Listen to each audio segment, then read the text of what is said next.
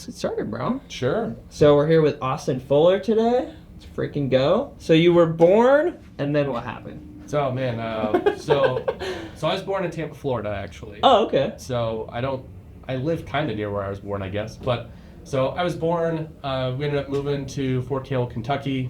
And then after that, I went to high school in Michigan. Oh, wow. So, What part of Michigan?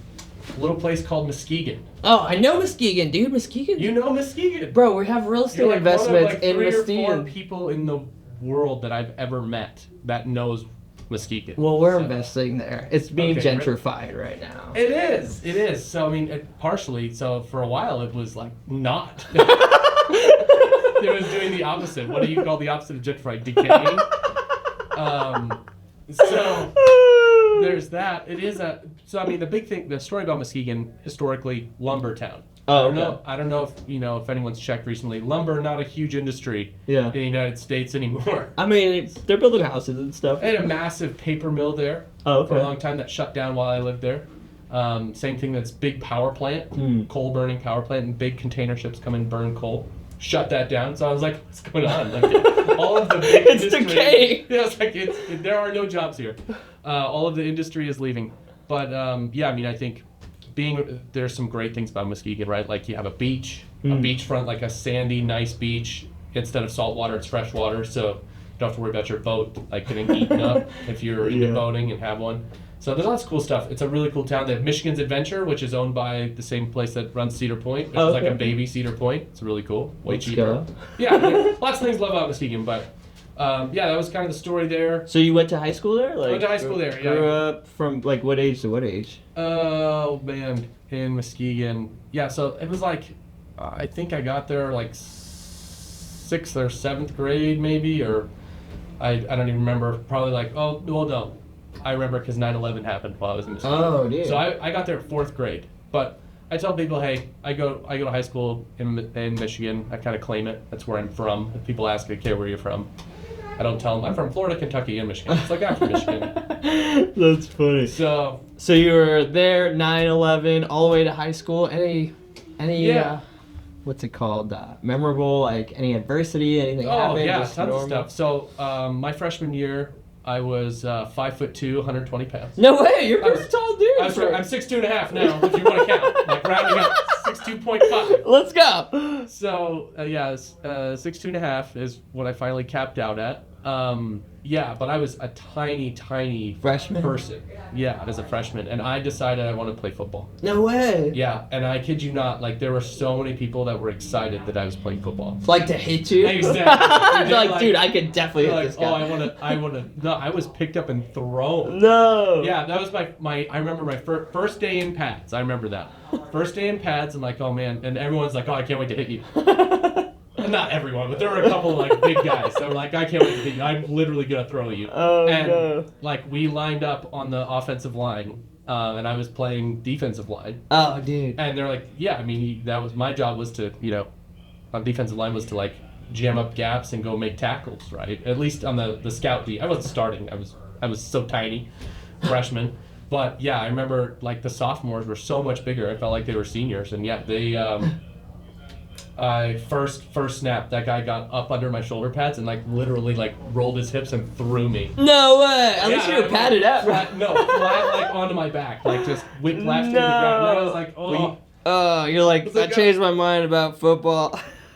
Yeah, I remember like, yeah, I got smashed that first time, and that continued. Hold on, time out. Sure, no worries. I just want to make sure that I fucking didn't have this audio plugged in. This guy's live, but just want to make sure my guy's hot. Oh no! Alright, cool. Yeah, when your audio. Go back in. Oh, yeah. Alright, we're really good. Weird. Cool. Yeah, so you got thrown. Yeah, I got thrown right on my back, and that was kind of the like first experience I remember with like real adversity. Like, oh, this is gonna be really hard. Like, I thought it was gonna be hard. I was like, yeah, all these people are bigger than me. But, like, I was outclassed. Like, I mean, it wasn't even blocking. Like, you didn't have to block me. You threw me out of the way. Oh, jeez Louise. You know what I mean? It wasn't even there wasn't even a contest there. So that was my first experience with real adversity. And, I look back on that experience, those 4 years from So I started out 5'2", 120 pounds. By my senior year, I was 6'2". Oh, dude. I wasn't quite 6'2" and a half yet. That would come a little bit later. But I was 6'2", 180 pounds, 185. Oh, dude, yeah, you're a big kid. And my 40 time was embarrassing.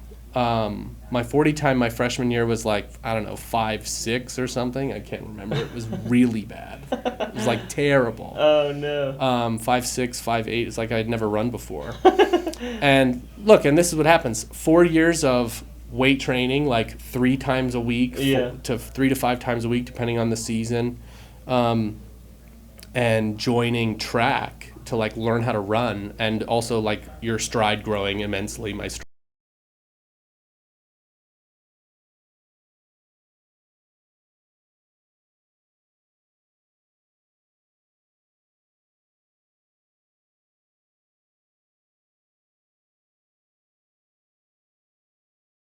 And in the game, right? Like not even like I couldn't even really practice and like put like a scout D up to actually like being a contender and being a starter, right? But it took a really like a lot of work and a lot of effort to. What did you learn through that to like developing your athletic skills to? Well, I mean, I wish I had learned. There are things I wish I'd learned, right? What it should have taught me was like if you stick to something and you're diligent and persevere, like eventually results to some degree are going to come. Yeah. It didn't. I don't know why the light bulb didn't go off, but I was still very much, when I got into like work and starting my career, I was still very much like instant gratification, like looking for easy fixes, which is what attracted me to sales. And that's kind of where I went into professionally. Like my first professional experience, I was really lucky. One of the like heads of my church referred me to this guy. He's like, hey, I know you said you want to get into sales. I know somebody that's in sales. He does software sales. You should go talk to him. Oh, no way. And so I did, and fortunately he was hiring. Like they were so in software sales, you have what's called like an SDR or a BDR. It's a sales development representative. You're essentially the person that the salesperson outsources all of the heavy legwork to. You sit there and just like mindlessly phone call people all day long. And so that's your job, and that's really how you cut your teeth and like earn your way into the profession, right? And so he was hiring for that role, and I was like, I'll work really hard. I'll do anything, whatever I can do to get into sales. So this was like straight out of high school? Did you go to college? No. So yeah, there's a few years before in between that I don't know is completely relevant. Like I went on a church mission. I went to college a little bit, but like it really wasn't for me. Like I didn't ever sit down in a college class and think, wow, this is working really well. I'm getting so much value here. And you know what it was is there was a semester where I had gotten like $6,000 in student loans. Oh wow. For like that went into my account. And I got it at the beginning of the semester, and I was supposed to like subsist, and, like slowly bleed it off throughout. And I ran out. Like, I can't remember. It was like I don't know if it was a full month, but like 2 weeks before the semester, I was like, wait a second, like I'm out of money early, and I was not living extravagantly. Like I was eating spaghetti, and top like ramen, and stuff like that, right? Like, so an alarm bell went off. Like I need to do this, like 8 more times or 6 more times. Like semesters. Yeah. And then I did the math. I'm like, I don't know how I'm going to pay the $6,000 back. I've never even seen $6,000 in my account. You know what I mean? I was like, I don't know how I'm going to pay that back. What is it going to be if I do this 8 more times and it's like 36 to 48 grand? Yeah. I don't know that I'll ever pay that back. Yeah. And so I was like, well, I'm going to stop this until I get more money, and then I'll just pay my way back into school. Was kind of my thought. Like, well, it's kind of how I pitched it to like my parents or other people I talked to. I was like, I'm taking a break to save up some money because I don't want to keep taking out loans. Right. Because I hated that. I was like, dude, I don't know how I'm going to pay this $6,000 back. Right. Yeah. And so I was like, I want to get into sales. So I started interviewing at the end of the semester. Well, like a month before the semester, and I started interviewing. And I ended up networking I had a bunch of interviews actually for people that were interested, but I wasn't very good. And there were people, like yourself that had done summer sales or had done door to door. Right. And they're like, why would we, I remember in one interview, like, why would we pick you? Like, you have nothing to offer. You're just a blank slate. I'm like, yeah, exactly. I'm a blank slate. I'll do whatever you tell me to do. And I'll show up. I'm hungry. And they're like, yeah, you can leave. No. You have no value. No. And so, yeah, I networked into it, into my first, like, real sales job selling software. And you know, I was an SDR, but I earned my way into like being a full closer Sick. within like 3 or 4 months. Nice. That's pretty fast. So it is fast. It is fast, and it was fast for the time. But again, that was where I learned like diligence and persistence and stuff pay off. Not only in getting the position, but I didn't know it at the time, but I got hired into like a boiler room. Yeah. I was making 150 plus calls a day. 150 was the floor. Oh, dude. So I would get in I was in Salt Lake City, Utah, and I would get in at 7 a.m. Or 6 a.m. I would get into the office at 6 a.m. Between 6 and 7, so I could start calling Eastern time zone because they were 8 to 9, and then I would stay till 7 and call. Holy shit! Yeah, you're grinding. Call Hawaii time because we sold to healthcare providers. Oh, okay. And so there's a decent amount of healthcare providers in Hawaii and a few in Alaska, but that was but by and large, like, yeah, you could expect to stay till like 6 because at the very least Pacific Coast was open another hour. Right. So, you know, like, Dude, here. so that was a grind. Was that everyone was doing that, or that was just like So- going hard? Not really. I was doing that. Yeah. Like, I was the one coming in early and staying late. Yeah. A lot of people would come in and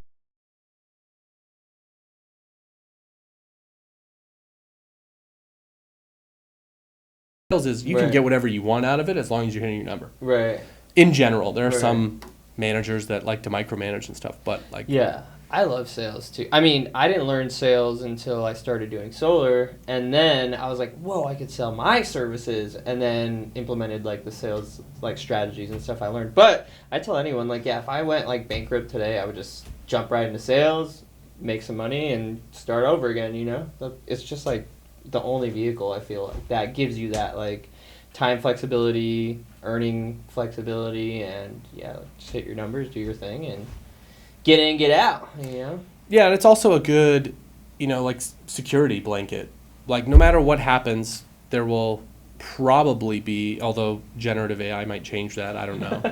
Who knows? I'm not smart enough to know. Yeah. But, you know, until ChatGPT is the one buying, Yeah. you know, or Watson or whoever it is, iRobot. there's going to be an industry somewhere that has salespeople. Yes, there's always something to sell. Speaking of, just side note, we just got like a inquiry for this like do this marketing campaign for this like weird robot. I don't know what it is. Like, what they're like pitching me like it's for like the entertainment industry. I'm like, what do you mean? Like, they're just extra like robots. They have like human faces and they like move. They look kind of real, but like kind of robot-y. I was like, whatever, dude. If you guys have the capital to do it, like, let's run it up. Good luck with the AI robot thing. Yeah, the AI animatronics. Yeah, The face robots. Yeah, they're like face robots. Are like kind of sketchy, but kind of weird, but kind of like passable. Like, you know, like as an extra in a movie, like totally pass. Yeah, I don't know if they're like that's what they're for.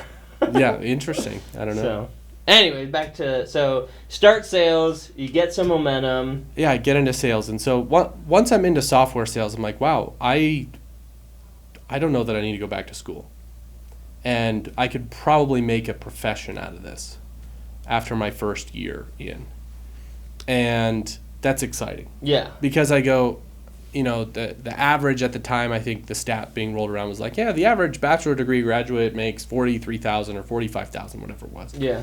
And I remember I W-2'd more than that. And I was like, well, I'm already above average if I graduated, and I've just taken a shortcut. Yeah.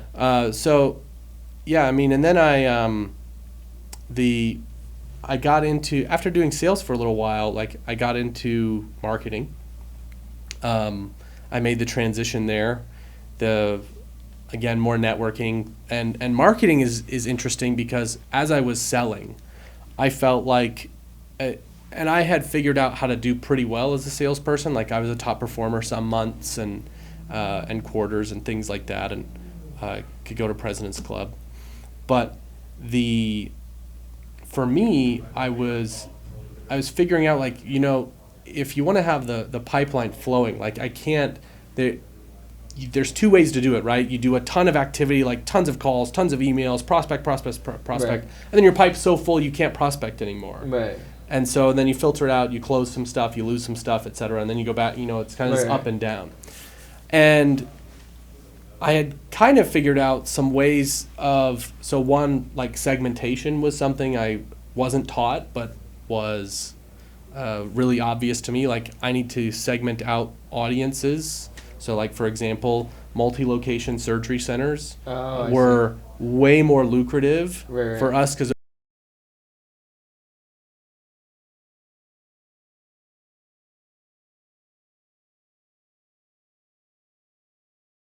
time selling to a surgery center with 15 locations and sell either the 15 location deal or the 1 location deal. Right. It's the same effort. It's close to the same effort. And so that's where I thought, oh wow, this is, one is segmentation. And then the second part is, how can I get it so that I have either people coming to me and that really never got there. Like, as an individual contributor salesperson, I never got to people coming to me. I wasn't in the industry long enough, et cetera. But how can I have prospecting going on without having an employee that reports to me, like having my own SDR? Yeah. Or, because what I understood marketing was, and what our marketing team was, it was like people who scraped phone books and websites. Like, that was our marketing. They took us to shows. They sent out mailers, like direct mail. Yeah. And then the other one was they gave us leads. And a lead was a business entity name. So, like, John Smith Associates LLC or PLLC, and their office phone number. That was all I had. And so when I say, like, I started cold calling, like, I didn't even know who I was calling. Like, hello? We sold to, like, the office manager. They were kind of the person that sold it up to the doctor or the healthcare provider. And so when I would call, like, the first call, I know I'm probably not setting a meeting. The first call is just figure out who works there. Yeah, who's the gatekeeper? Like, who is it? Like, is the physician's, wife the office manager? Right. Do they have someone else hired? Like in dentistry, they'll have a big office with lots of staff, for example. So, like, that was part of the call and part of the difficulty. And now what's different about sales is, we have Zoom Info, we have LinkedIn Sales Navigator, we have tons of data now. When I started in sales, that data was probably available. The company I worked for just didn't buy it. Yeah. They didn't see value in it. I didn't have access to the data. So, like, I was calling entities with phone numbers, and so the first 2 or 3 calls is figure out who you're calling, and then you call back with the name, be like, oh, hey, I'm trying to reach Sandra. Hey, I'm trying to reach Bill. Yeah. And you sound like you're calling into somebody. But, like, that was the challenge for me was, like, whenever I had to start prospecting again, I had a blank slate. Like, I was, like, handed a pile of leads in quotes, that I had to develop. I had to go find that information. And sometimes, hallelujah, they put it on the website. But this is 10 years ago or more, almost 11 years now, where, like, healthcare websites still don't put those. Like, everybody that works there on the website. No company does. Almost, not any sizable company, I should say. They don't put all their employees on the website. Like, this is Janet. Yeah, Janet is our... She's our janitor. Our business analyst. Yeah, you don't do that, right? Yeah. So it was really hard, but that's where I started to feel like, hey, maybe there's something I could do upstream of this to, like, really multiply the effects, the efforts. Yeah. And that's kind of how I got into marketing and made the transition. And I've really enjoyed that. I think it's been I don't want to say more lucrative for me, because I think, honestly, the earning potential, the upside for an individual contributor salesperson who's really, really good, like top 1% of software, you can make north of $500K to $1 million a year just in a commission. Right. So, I've seen it. So I think the earning potential is certainly greater, depending on your industry and your product and those sorts of things. Right. But for me, like, my skill set and the kind of things that I really like, I got into marketing, And what happened is in software especially, there's been a discipline that has matured over the last decade called product marketing, which is, to put it simply, like understanding the technical aspects of a software product, understanding the buyer and their world really, really well, sometimes better than they do, and being able to marry those two, connecting those two together. And for me, I've really, really enjoyed that because I feel like it's something I lend myself to well. But it's a really challenging profession, but I think my background in sales helped a lot to set me up for success in marketing. And if you're in sales and you're like, I don't know if I want to stay in sales my entire career, you can definitely look at transitioning into marketing. I think it's a good route. So did you go from sales, is it like the same company you went from sales to marketing, or just like leave the company? Different company, to, like, yeah. Marketing, I would, same type of like software? Nope, I've sold different types of software every really? time. Yeah. Oh, wow. I've never really repeated. I mean, a little bit now, I worked for a company called Viking Cloud. They were a cybersecurity software, and the company I work for now called Kion, that has like a cloud security component to it. So there's some overlap a little bit, but they're absolutely not the same software. Totally different. They're way different categories. Yeah. So now what is like, different category what every does time. the day-to-day look like from a marketing professional opposed to like a sales professional? Yeah, so a product marketing professional, so my day-to-day as a product marketer sometimes looks really similar to a sales professional. Like I'm testing a lot of things all the time. I'm trying to test messaging, test segmentation and audience at scale. So doing a little bit like what I used to do for my sales territory, but doing it at a much larger macro level. So I'm trying to figure out what works and get repeatability in a sales process and determine that. There's also a lot of other nuanced things. Like I interview customers and prospects now. Oh, wow. That's a So good I'm idea. trying to gather insight, right? I'm trying to figure out, hey, what is your world like? What are the problems you have? What's the pain that's caused by those problems? How does that impact the business? Right. And then if you're a customer, okay, how has buying our software actually made a difference in the business? What is the impact? Because people don't buy software out of convenience, at least not large enterprise software purchases. Right. There has to be a business justification for it most of the time. So that's typically the type of software you, like your consumers typically like businesses and organizations? Yeah, I've only ever sold B2B software. okay. Yep, I've only ever sold B2B. Yeah, great Because question. B2C would be something like Uber, right? Like Yeah, exactly. something. Yeah, so like an app or, Yeah. you don't really do desktop software anymore, but Yeah. like, the consumer version of Word, for Okay, example, I see, like I see. that's a B2C play. So the only software we use is like the Honeybook, and then Go High Level for like our like it's basically a CRM. So like, Yeah, I was gonna say you probably have a CRM of some kind. yeah. So is that what like most businesses use? I can't even imagine what other type of software they would use. You'd be very surprised as it gets bigger. Really? Yeah, I mean there's estimates now. So like back in like 2008 time frame, like when the internet and social media were starting to really start to take hold, there was like, I don't know, somewhere between 10 and 30,000 companies. I don't have the stat in front of me. Right. But there's like 10 to 30,000 like software as a service companies at that time. Right. And it's estimated now there's like well over 1 million, potentially like maybe even hundreds of millions of just like That's crazy. of like web apps, right? Like think Yeah. about all the things on Product Hunt, That's all the true. things, like there's a widget for everything. Yeah. And That's true. And when it comes to B2B software, you're typically looking at software that's like on the low end, like 10 to 30 grand a year per license. For an annual license, whereas like, a lot of the stuff that I market and sell is $150,000, $350,000, $500,000 a year, and it can get up into the seven figures, the millions of dollars a year, depending on who the customer is. Right. So Sick. there's it all depends on the complexity of the organization. The bigger and more complex the organization, the more complex the problem. And that you have to that the software solves, right? Yeah. Level of automations and I don't know. Yeah, I don't know what it consists of.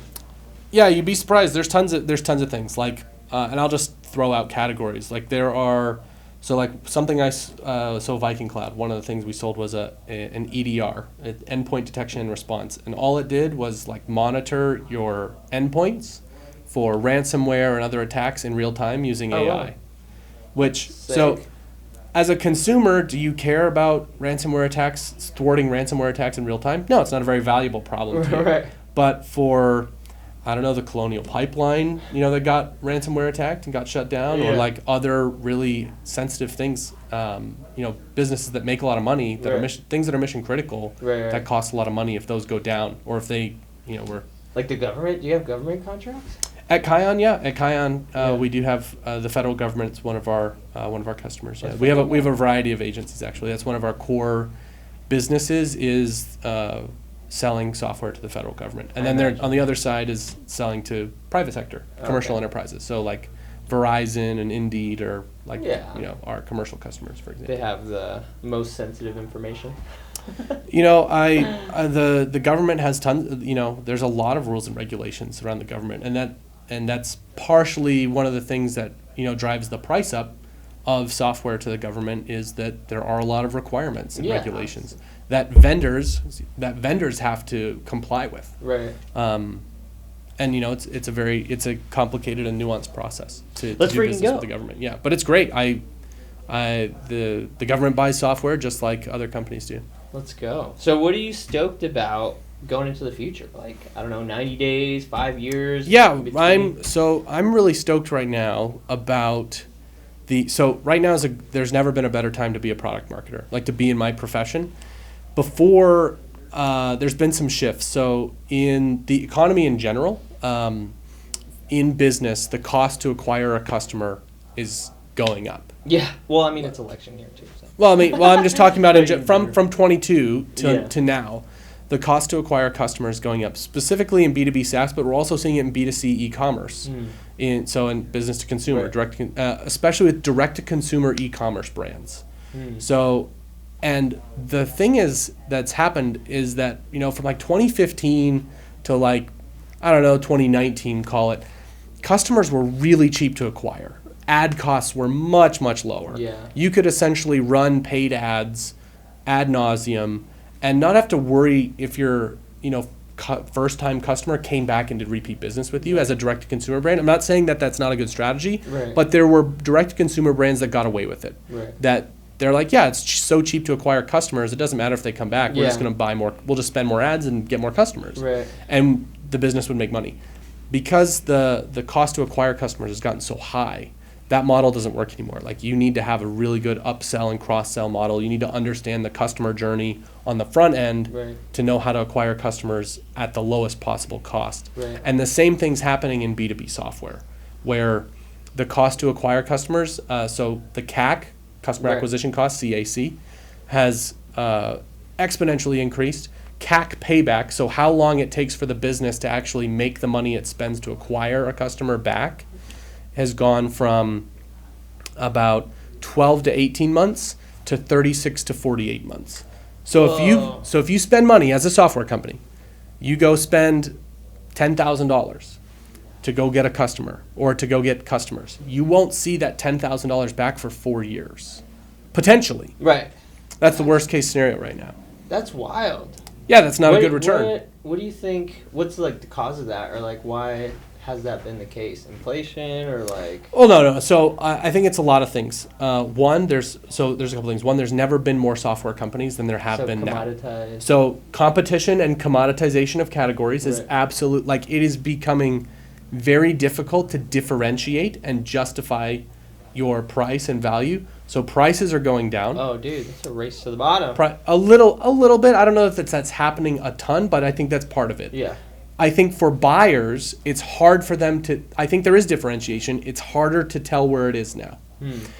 A couple of other things are happening, where one, ad costs are just higher. Yeah. I mean, yeah. That's Trade show costs have not gone down. Like the cost to market a B2B company has not gone down. It's only gone up. So you're paying more than you have before, Right. but people are also buying less and less. And then the other thing, yes, is economic uncertainty a little bit, but also if it's more expensive to acquire customers and you sell to other businesses, they're having trouble acquiring customers. And so they're also being conservative with the money they spend. So everyone is cutting back at the same time. Right. And if you sell to each other and you're all cutting back, then fewer people are buying. So there's more competition than There's ever. less buyers. There's fewer buyers than ever, and it's more expensive to get a buyer, to get a customer. These three things are creating this really big perfect storm of making go-to-market really, really difficult. Like you really win or lose. You used to win or lose on product, on feature set, and like actually being differentiated. And there's a little bit of a swing of the pendulum to how you go to market, how you market and sell is one of the contributing factors to why you win now. Dude, It always has been that way, but it's really, really apparent now. Dude, that's crazy. So, that's what you're excited about, is to beat that? I've never been more valuable. Oh, I see what you're saying. My skill set, so if you are good, there's never been a better time to shine. Like, you'll go and make a lot of money. Let's freaking go. If you're hesitant to jump on the bandwagon, like, I don't know, it used to be like pulling teeth to get a decision maker in a B2B company to be like, yeah, let's invest in organic content. Let's make videos. Let's, produce useful things for our buying audience. Right. That is now the play. Like everyone's like, let's do that now. Yeah, they're like, oh, we want buyers to like us now, because that's one of the key things. If you get to people, there's a bit of a paradox where 95% of the market, at least in B2B, I think the direct marketing agency figured out at one point, like for B2C, it was like 3% of the market is buying at any one time and 97% isn't. For B2B, it's 95%. Are buying? So, are not buying. Oh, okay. So all the people you talk, 5% of any given market is buying on average at a given time. Wow.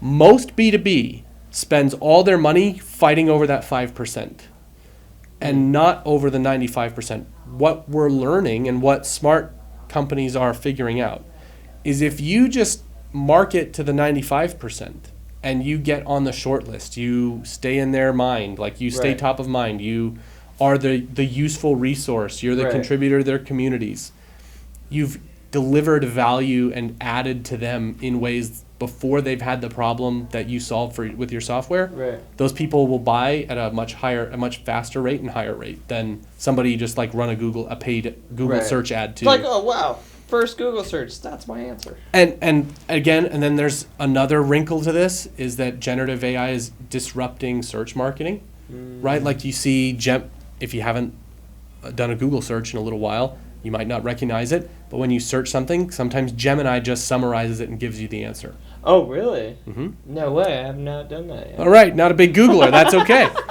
No, so yeah, instead of like having to like look at the search results, Gemini just goes and reads the most relevant ones and says, here's your answer. And I don't have to click into a website. I never click your ad. I never land on your website. I never read it. Gemini just answered it and gave me the answer to the question. Crazy. Well, I think the majority of my like search engine, I use YouTube, which is the same company. Yeah. But, like, yeah. Gemini isn't doing YouTube yet.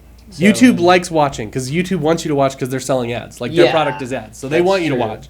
So I'll be like, how do I fix this? And then I don't know when Gemini ads are coming. That might be I'm sure that's a consideration, is like, hey, how do I pay to get my website ingested into Gemini? Well, dude, I think that's been like my strategy, or like same with solar. Like it's the same kind of strategy we apply. It's like make organic content, solve the problem for them. Like, why should I go solar? Give them like value, add to them, and when they are ready for the decision making, because everyone's at a different decision making or buying stage, and, so like if you like they come up on their radar and you're like they're here in the buying stage, but then you stay in front of them all the way until they pull the trigger, they're gonna go with you. You know what I mean? So that's kind of like always been the method. And if they like your company and they like you, that's always a plus. Like that's kind of what I've banked my business on, is like hopefully most of these people like me, and then they're like, okay, yeah, this is a cool dude, I'll work with them. So yeah, I mean, I think that being value add before somebody's in the market is a huge opportunity that people can have right now,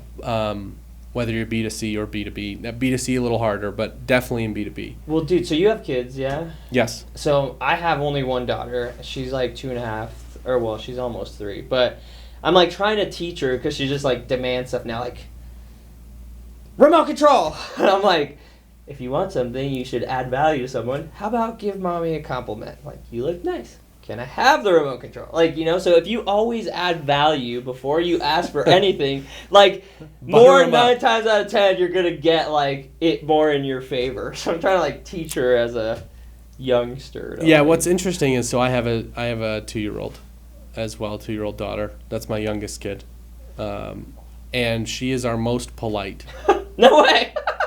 Yeah, like, says, so even our older children, like, they don't say thank you. Like, sometimes they do. You have to prompt it sometimes. It's kind of inconsistent, right?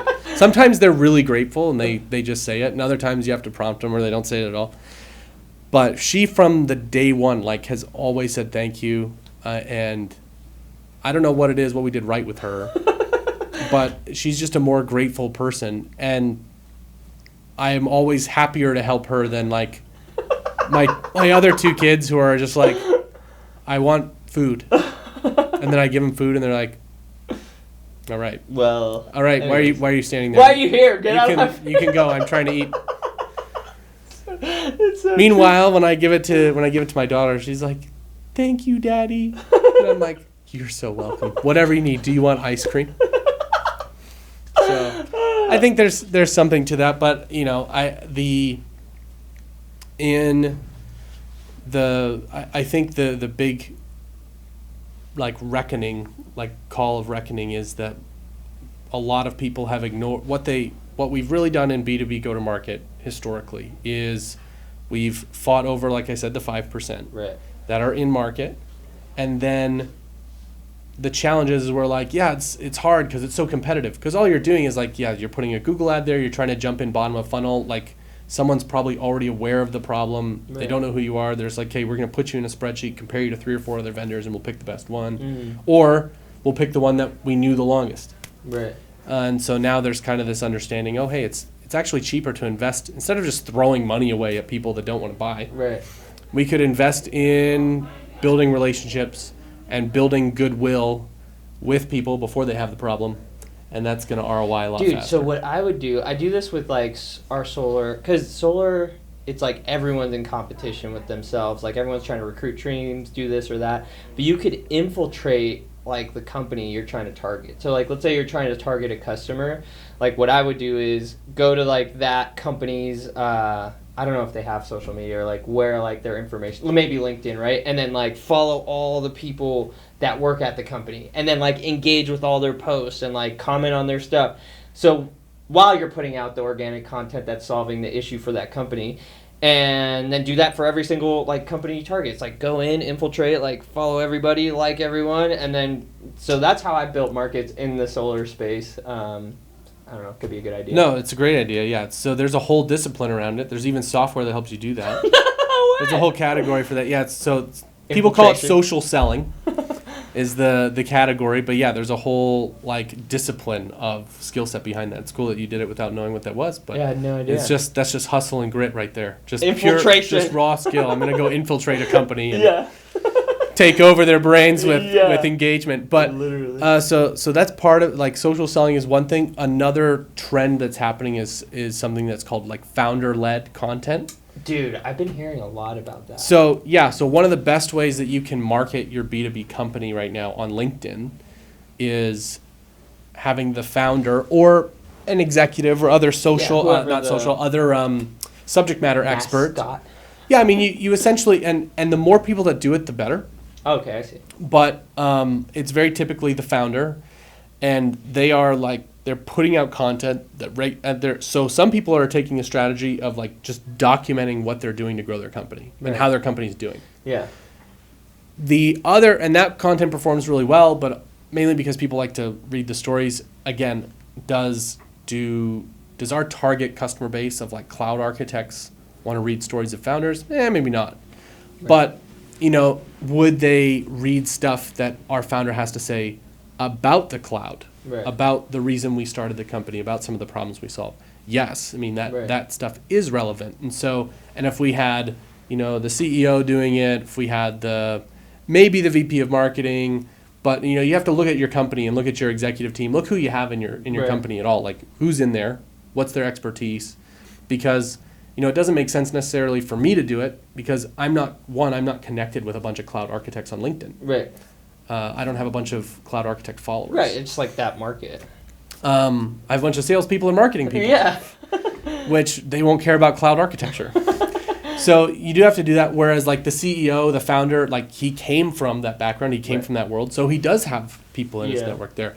Are there people in DevOps or people in our like cloud infrastructure team that could create content, or at least we could, marketing can semi ghostwrite for, like, hey, here's a topic. We've kind of drafted a post, make it yours, go post it. Right. That's becoming very, very popular. I think that's going to continue to get popular because the algorithm on LinkedIn is kind of weird right now, where I need to start capitalizing. it's not as pretty. It's not as dialed in as like Facebook, Instagram's algorithm, or like YouTube or TikTok's. Yeah. It's very much like you can kind of hack it. Like engagement pods are still a thing where like if you have a bunch of people like and comment on the post really early, like it can take off. Oh, no way. But also it is like one of the places that still has organic reach. Yeah. Like LinkedIn will show your post to your first degree connections. Oh, really? And that's why I tell people this, why I like LinkedIn so much, because to a degree I can kind of shape who my followers are. If I post on Instagram or I post on YouTube or any of the other platforms, I'm going to attract followers that like the thing that I'm posting about. Right. But I don't really control who sees it again. Right. But on LinkedIn, I can even go out and add a bunch of first degree connections. Yeah. If I wanted to build an audience of cloud architects, I could go grab 300 cloud architects on LinkedIn, go and invite them. Yeah. Maybe 100, 150, about 50% accept my blank connection request. So I'd go and add 150 followers and first degree connections, and LinkedIn would show the next time I made a post, LinkedIn would show that post to them because they're recent first degree connections. Whoa, that's pretty cool.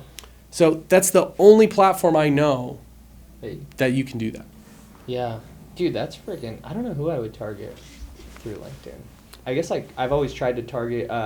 Because we're in Vegas, like the casino marketing executives, it's like typically who I try to reach, but they're always changing, and so I don't know. But that's great strategy. Probably marketing professionals. Yeah, I mean for you for sure. Yeah. Like those are the people who want content execution done. I mean at a bigger level, so like somebody at like an MGM or a Caesars Resorts, like bigger holding companies. There's probably somebody over. Whether you're trying to shoot a corporate video or a marketing video, probably different people. Like there's probably someone over content under marketing, and there's probably someone in like operations or HR that's over like the corporate video. Dude, and those are the videos we need to break through, because those are the videos that are like 150, 250, $1 million videos that they the production budget. Production. Yeah. And like hey we want to. Yeah, they probably even some for casinos where entertainment is the product, like. Specifically, there's probably somebody over production, but yeah, I mean, there's, that would be who I would connect with if I were you. I'd connect with all those people, and that's why Sales Navigator is valuable. Like it's $150 a month, but approximately, give or take, depending on license and how many seats you get and all that stuff. But that's what makes it really valuable is you can filter out all of those people in the United States. Way. Sales and then, Navigator? Yeah, it's called LinkedIn Sales Navigator. Oh shoot! No way. Yeah. Bro. That's another software. Bro. LinkedIn sells software for LinkedIn. That's how you capitalize. LinkedInception, yeah. Like if you're a software company, imagine, so you're LinkedIn, and you're like, yeah, we're gonna make software for LinkedIn, for people who use LinkedIn, and it's really good software. I really like Sales Navigator. I could go down a route. I've always thought about making like a free course to show like all the best practices and stuff for LinkedIn Sales Navigator. I probably will. There are some cool tricks that I've come up with, and they always get really good features, and they're always releasing cool features. So let's freaking go, dude! I left like my camera on, like the Osmo screen, like so it was like all the way bright, and my battery's at like 6% now. Oh, your Osmo? No, not the Osmo. Well, my phone battery. Oh, like, you know how you had like the screen? Yes. For it? Like, dang it. Oh well. It's fine. All right, I have a charger if you want. Oh, sick. I have a rapid charger, fast charger. Yeah, I probably need that, or we'll be stranded. That's happened to me. Where like my phone dies. And you don't have your Tesla key? No, I don't have my Tesla key. You don't have your card? No, That's happened to me. Really? And you're stranded? So I turned my phone off because I went in somewhere where I didn't want to have my ringer or any sounds go off. Yeah. And I came back out and I turned my phone on, and it said, and it connected fine to the key. I got in the car, I would unlock. And then it's like, nope, we won't start. No. There's no key in here. I'm like, there is a key in here. It's how I open the door. And I sat there for a half an hour like, am I going to have to leave this car here in this parking lot and Uber home and come back with a car tomorrow? Because it was at like 9, it was at like 10 at night. Oh, man. And fortunately, I went into App Store and I saw the Tesla app needed an update. So I just updated the Tesla app, and then it worked. Dude, I have a story like that. I had the car key. I don't know, my phone was dead my phone was dead. And you know how like there's like a spot and it's like behind the which one do you have? The Y. I have the Model so Y. like, but it's similar to the Model 3. So I was putting the key like in front of the cup holder and I was like, bro, it's not working. And when you were tapping it? Yeah, I was sitting there Yes. for like 30, 45 minutes and I was like, there's no, like, what am I going to do? I'm like stuck here. And then somehow like I had an inclination to like try it back here. And I was like, boop, boop. I was like, oh, dude, that was a waste of time. I had it for a long time where I had trouble pairing a new key in that spot. Like getting those new cards to work, when I first got my car was really frustrating. The cards that came with it when I bought it pre-owned. Yeah. So the cards that came with it were like, I don't know if they beat them up or what, but they only worked some of the time. Okay. They were hit or miss. And I bought brand new cards from Tesla because at the time they were only like $20. They've gone up now. They're like $40 now for a pack of 2. They used to be like 20. I was like, dude, these are cheap. Now that they keep going up, but I bought brand new ones and they worked every single time just on one touch. Like I put it there, it worked. Put it there, it worked. I'm like, oh, I don't know how someone breaks a Tesla card, but this card is broken. Like I'm tired of like it deciding like when it works and when it doesn't. It's a crapshoot. Yeah, like, it's not what you want for the key to your vehicle, for how you get in and out and start your car. Yeah. That's why the phone key is money. Like it's always on, it's always there. Best. Why walk away? It locks it. Well, I like turned it off, or I like did something where Apple gave me a notification like Apple or Tesla's been tracking you for like 130 days. You want to turn it off? And I was like, oh, okay, yeah, probably. Fuck that. No. And then now like I don't know how to fix it where you have to like touch the app and make sure the app's turned on, so then like it'll open and stuff like that. I can show you how to fix the permission if you want. But yeah, I love my Tesla. It's a great car. Best, yeah. We're thinking about, my wife wants to, and the Ys went down in price like a ton. So a ton. Now there is, hey, if you take one thing away, like there's never a better time. You know, we're recording this in like, you know, June, July 2024. So, you know, at time of recording, there's never been a better time to buy a Tesla. Like never. It's so ludicrously cheap between buying new with the tax credit or buying pre-owned with the tax credit. Yeah. And you don't even have to wait to file your taxes. You get it at the time of purchase. Dude. You can go buy one and put it and amortize it on your car loan. So your monthly payment's not, if you finance, it's not as high. Or you get the tax credit and you just pay less money if you're buying cash. Like it's, there's never been a better time. There's a bunch of them that are pre-owned and traded in to Tesla that have full self-driving. I don't know if you've used it. Yeah. I use it. Not. You have it? I have it. It's really nice. It's sick. Like it turns and like everything. Oh yeah, it does everything. No freaking way. It's insane. It's really good. Like there are sometimes it's really nuanced, right? Like there are some areas right now near my house that have tons of construction, and it's a little too cautious. Okay. It's safe. It's just like sometimes I'm like, no, car, I want to go faster. Like I'm turning it off, I'm gonna go. But like on highways, it's money. Like dude. I drove like 5 hours once. I hardly touched the thing. No way. Like I sat there, you know, attentive with my hands on the wheel. Of course, NHSTA or whatever, the National Highway Safety Transportation, whatever. Whatever that agency is. You know, I was attentive, and you know, I had my hands ready. You have to, if you don't like move the steering wheel or like flick one of the knobs on it after 5 seconds, like it'll turn off. You'll get a warning. So you have to sit there. You can't just like leave. Go to sleep. Yeah, you can't go to sleep. That's not what I'm saying. But like I could put it in a lane and say, hey, I'm driving hundreds of miles away, and it's just gonna take you like it. Dude, that's sick. It changed And it, like, highways. goes, It like, went off exits. All of that stuff. It's Dude, changing that'd be lanes. sweet. Yeah, it just like takes in you. California, Mhm. where it's just like there's like a bunch of different highways. Exactly. You gotta, It like, knows where to through. go. It knows the ramps. It knows all of that stuff. Dude, it's really that's smart. Sick. Yeah. Well, my wife, we were talking about it, but I don't know. We'll see. An extra expense. It's not crazy, but we have a Camry. It's like paid off, so. Hard to justify. Hard to Yeah. justify. And then like she never goes anywhere anyways. So like that extra car is like, and she usually sticks me with it. So like the good car seats in the Tesla, and even when I watch the girl, and we have to do stuff, she's like, okay, yeah, you just take the camera. I'm like, dude, this is the car seat from when she was like a year old. Like, you want us to take it? I take it anyway. No safer car than a Tesla either. Super So, safe. Yeah, I don't know. We'll see. I was looking at the Rivians. Have you seen The those? Rivians, yeah. Those they're- are sick, dude. I really wanted that. I was like, I'll buy that. You could have this one. Or like have you seen the Lucids? Yeah, those are sick too. Those are cool. I really like how they look on the interior. I don't know. The company's been struggling. I don't know. It seems like Rivian has the same, like, they're all, because Tesla's just dominating, but yeah, Rivian's like So struggling I think, too. yeah, and if you want to look at the EV market, this is totally unrelated to, like my story. Yeah. I mean, the Tesla is a cool part of my story. I really do like my Tesla, but, I bought it primarily for the supercharging network. Oh, okay. Because Charge America was still, I bought it back in 21, maybe 22, I can't remember exactly, like early 22. Charge America and like all of the other little charging networks weren't up and running. They were kind of like being developed. But Tesla was like, yeah, we've got our charging network, you can go coast to coast.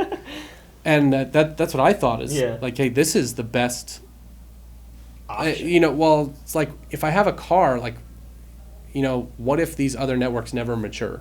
Yeah.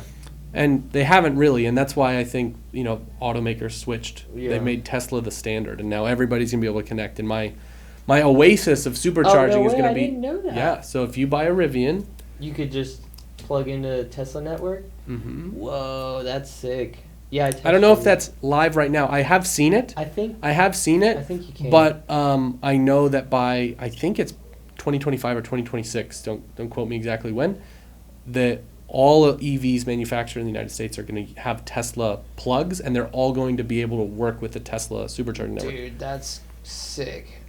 Think about how crazy of an undertaking, like, Elon and the Tesla team had to have, like, all right, we're going to make an electric car. There's no electric cars. There's no market for it. No one wants it, but we're going to do it. And then they're like, well, how are you going to drive it around? Like, don't worry. We'll create the whole charging network across the United States. You'll charge at home to start your house.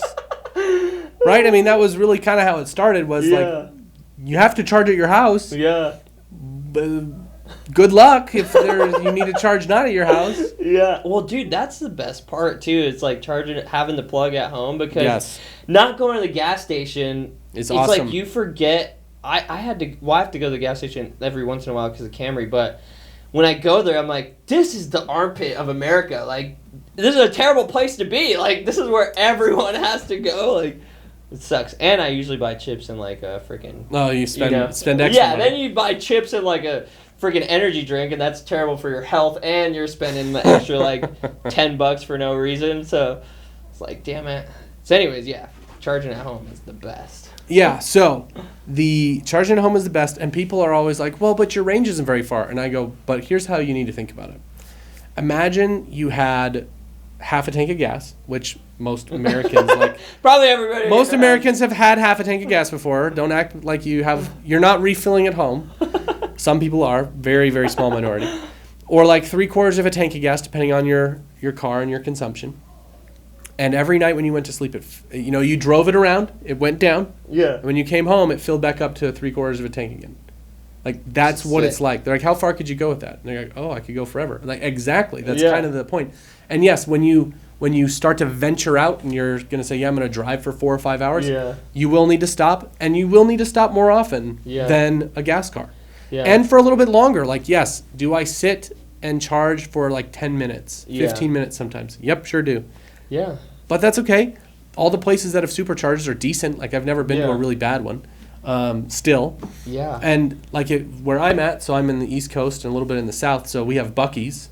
Okay. You know, a pretty legendary chain of convenience stores out of Texas. But when you pull up, there's like 40 superchargers. I've never seen the number of superchargers like in one spot as there are in Buc-ee's. Buc-ee's. The Link is pretty good. It has a pretty cool supercharger. Oh, does it? Yeah, it's pretty sick.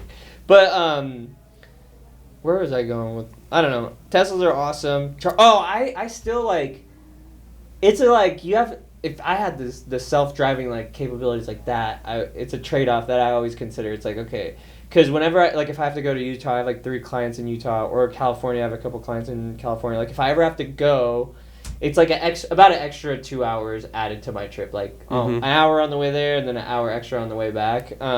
So I usually have to wait. It's like, okay, do I want to take that extra hour, take the Tesla? It drives itself for the most part, or just like jam up there with the gas car. And I mean, if I had the self capability, I probably would still take Tesla. I'd be like, you know what, screw it. 2 hours, it's going to drive itself, no problem. It's nice for that. Yeah, so yeah, if you were going up to like a St. George from here, or even a little bit more north of that, into Utah or California, especially out here where it's just the like 2 to 4 lanes of interstate and nothing, which is, out here in the desert, like you're just out there. It's like, well, hopefully you don't break down because there's nothing to save me out here. There, once you get past like Moapa and the res, they would be really good for that use case. Yeah. Like it would drive. It would freaking go. It would go. It would handle it no problem. Well, dude, I think. What else? Okay, so you're stoked about being super valuable. What about like 5-year plan? Like anything that you feel like excited that you're building up in the next 5 years? That's a good question. I don't know that there's anything I'm super excited about for 5 years from now. I mean, I'm forever an optimist. I have goals, got dreams, but I don't know that I have ever. Every time I make a 5-year plan, it changes. Yeah. Right? Like, because of the things that happen in within that first, like, 2, maybe 3 years. Yeah. Not saying that I'm not consistent, but, like, it changes. Right. And I think that's one thing that I like about, and one thing I think from a lesson learned is, like, with the persistence and perseverance, like, things do work together for your good eventually. 100%. And you aggregate good things. And so you end up in a different place than you thought you would. Yeah. In 5 years that you thought, like 5 years ago, what was 5 years ago, 2019, I'm in a way different place than I thought I'd be 5 years ago. But, yeah, dude, me too. Yeah, if you just think about 2019, like, oh, what was I doing? What was I thinking about? What are my aspirations? Like, I had like a dream of like where I'd be in 5 years. Yeah. It's totally different. So I don't know that I have anything that, that I'm really working towards in 5 years, but like, the 12 to 24 month radar, I mean, there's a lot of. I think this is still. So a lot of things that I've read or listened to about from people that made a lot of money at the start of the last like recession, like when in 2007 and 8, when the housing market collapsed, is that there was a lot of opportunity in down markets, and so I don't know if we're in a down market right now. But there certainly is a radical shift happening, and so whenever there's problems, and this is actually one of my solve them. There's opportunities, right? Like problems are problems for people who can't solve them are problems. Yeah. Right. But problems are also an opportunity to demonstrate value or expertise. Yeah. And so that's how I see it. I'm excited that there are challenges. That it is. Yeah, dude. That we've evolved past this. The way like job descriptions for marketing jobs have drastically changed. I'm not, by the way, if someone's out there and they work in paid advertising, they're like in demand gen. I'm not saying your job is useless. That's not what I'm saying at all. That's a good pre-frame. I am. I just want to, people are going to extrapolate things, right? Like I remember in 2016, specifically in 17, like job descriptions were full of like, we need someone who can optimize paid advertising. And there was tons of needs for paid ad specialists, demand generation managers, demand generation directors, like that could lead, like optimizing campaigns and ad sets and looking at all those numbers was super, super valuable because, again, customers were cheap to buy. Right. So we just needed to figure out how to be more efficient at buying cheap customers. Yeah. And so, again, for me, I love that we have to rethink things because we're, as a B2B go-to-market kind of practice, we're trying to figure out how do we be authentic? How do we create value? What is valuable? How do we invest in our, in our customer base? How do we deliver more value for our customers and upsell so we can upsell and cross-sell effectively so we grow revenue from existing customers and do more for them?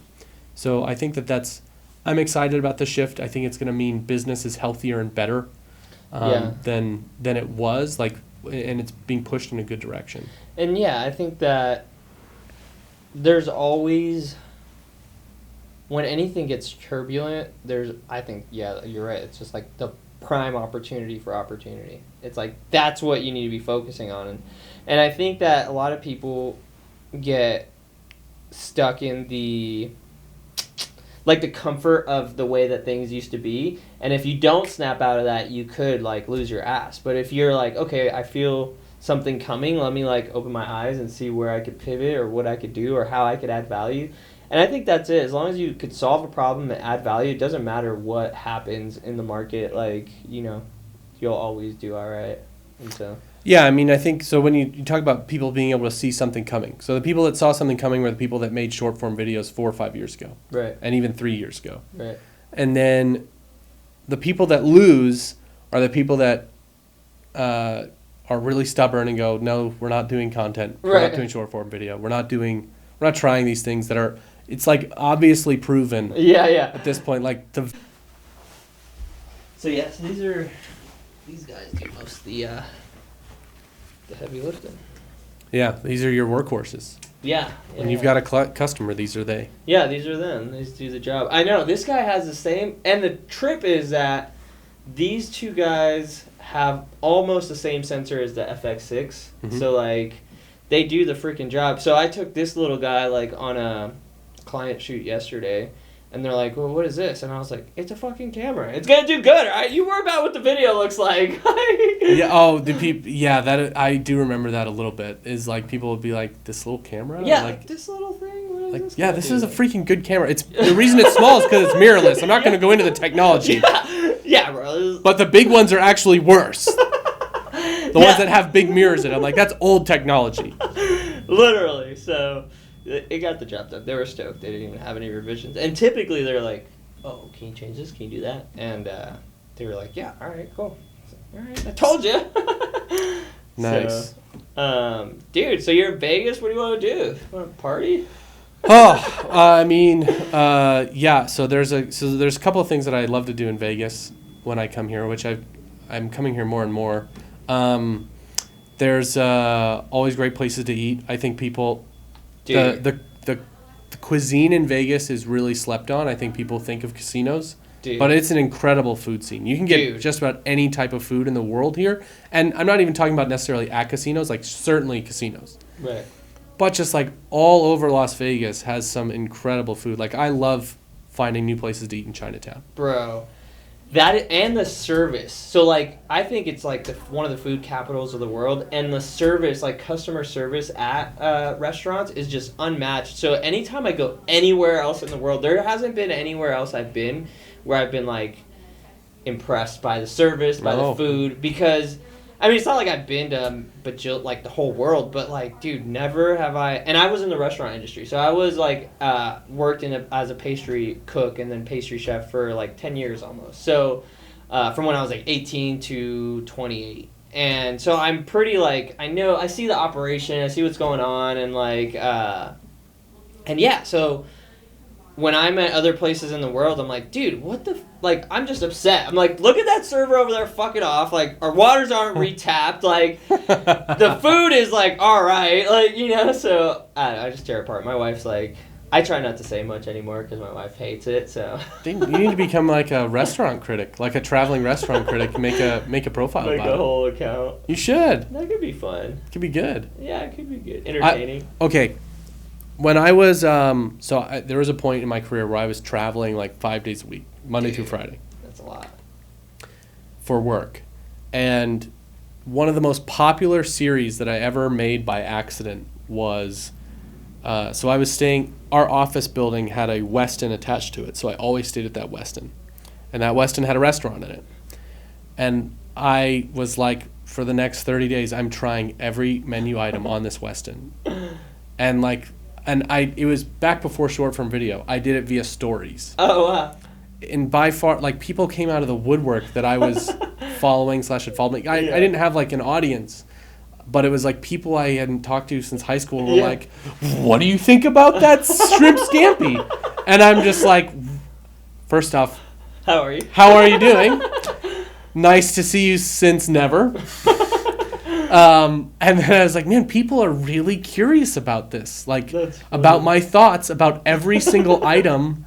But now I can look back and know why. Like if you look at like what wins in short form, it's like documentation or reviews or like that's people are really curious about what other people's thoughts are that they know to some degree or have some degree of relationship with. So people they follow or something like that. And like that kind of accidentally fell into like Mr. Beast's formula of like for 30 days I'm only eating at this Westin. Yeah. You know, like and it's like, oh, that's weird. What if it's really expensive to do. Like chips and salsa was like $15 because it's a Westin hotel. And I was getting it reimbursed because I was traveling. Right. So for me, it didn't cost a lot of money, to me individually. It was the company paying for it. And so I think there were people that were curious because, one, it's high barrier to entry. It's not something your average layperson would go out and do. Right. And two, like, it kind of peeled back this curtain of, like, is the food at a Westin, which is a decent hotel brand, right? Like, no shade on Westin. I really like Westin. But I'm just saying it's not like the Ritz-Carlton. They're on different tiers, right?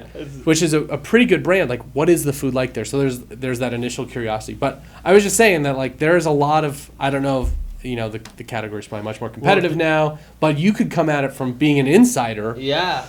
No, I mean... Like, when you say the water, so one thing that stood out to me that you were talking about is like, the water is this, the server is that. I'm like, I don't really even look for those things. I'm like, all right, yeah, they brought my food. Cool. So anyway, go back. Sorry. So I mean, it's highly relatable. Like everybody eats. So one thing, like, yeah, they do. True story. So one thing I've realized, I'm working on a side project, but it's like I only sell a service to a small majority of people. Like if you're looking at the global population, it's like it's not every single person needs what I have to service. But what if you could create a product that every single person needs or uses? That's how you become like a billionaire, or like that's $1 billion idea. Yeah, you either solve a very, very, very expensive problem for a few people, right, or you solve a widespread problem for a lot of people. That is probably not. It's the same thing where it's in sales. Like you can sell a really expensive product to a couple of people, or you can sell a lot of less expensive products. Right. And the way you become a big billionaire, like to think big is from. I don't remember which billionaire said this or people who study billionaires or whatever, but like they hit like this trifecta where the problem is widespread, it's well known, people want to solve it and painful enough to solve, and your solution is elegant enough of a solution that it makes it obvious to like use it. So for example, like Tesla and the electric car. Right. Or a really good example, if you want to use another one of Elon Musk's companies, is SpaceX. SpaceX is a beautiful company that I wish I could buy stock in. It's private. Right now it's privately held, so you have to like be invited to buy equity in the company. But they reuse their rockets. So launching a rocket into space, not very many people have that capability. Right. It's a very difficult problem. High barriers to entry, and then they can do it at such a lower cost because their rocket. Most of their rocket comes back down. Yeah. And they can use it again. Parked, how it used to be, what's so disruptive is forever you would use the rocket one time And you would have to start building a new one as soon as that one launched. It's gone.